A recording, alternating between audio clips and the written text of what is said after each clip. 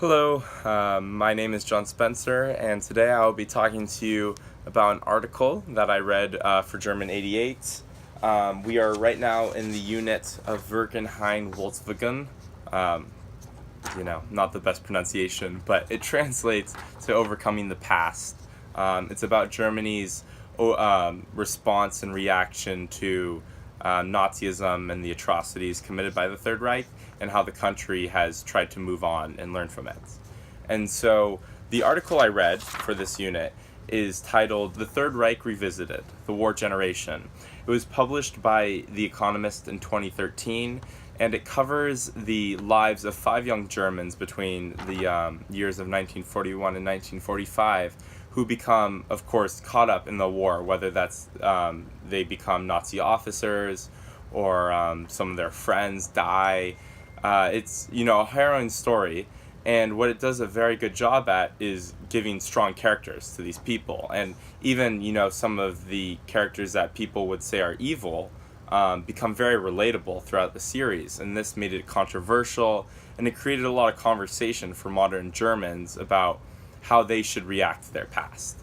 And so the first quote that I want to cover from this article, which I think is a really great quote, starts with, "It's not about guilt anymore, but it's about collective responsibility." The author interviewed a man named Arne Bonkamper, who was a professor of history and cultural studies at a university in Berlin.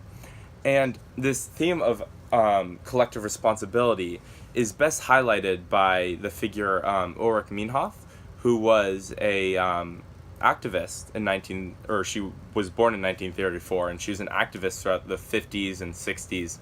And her major contribution to the post-war dialogue on Nazism in Germany was that even though the younger generation was not as guilty for what happened because they were children, their responsibility was to make sure it never happened again. And they almost had more responsibility than the adults post-war.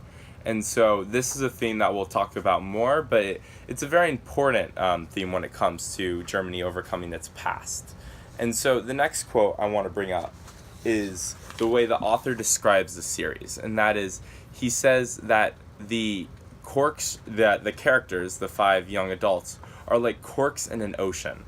That they're swept up in German Nazism, and they commit atrocities, but it seems to come from their circumstances, obey or die.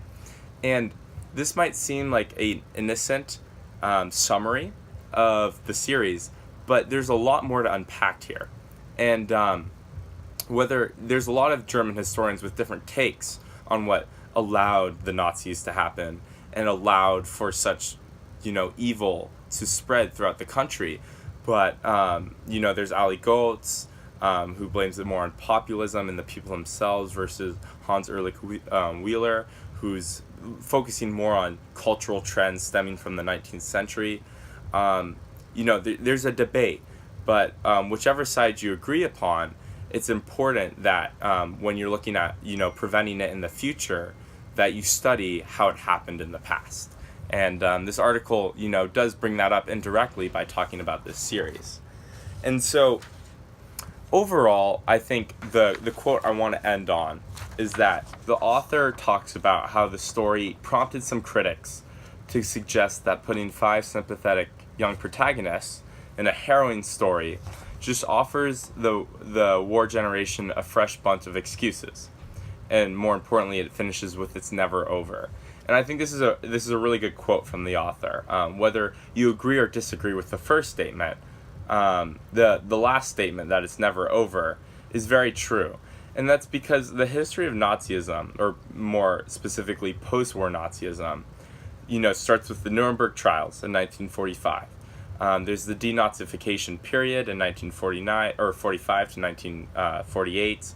There's the Luxembourg Treaty in 52, the Eichmann trials in 63, followed by the Auschwitz trials in 64 and 65.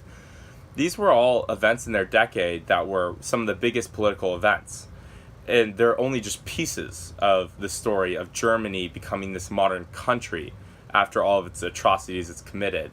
And I think what we can take away from this series, this article, the unit we studied in class, is that to progress and to learn from and to prevent things that we know are bound to happen again. The most important thing to do is to continue a conversation, an intellectual conversation that allows all sides, and something that, never dies. Because as Ulrich Meinhof would say, the moment that something dies from the collective consciousness, it's bound to happen again. And that's why I'm so interested in this unit, and I'm so excited to talk to you about this article. Thank you.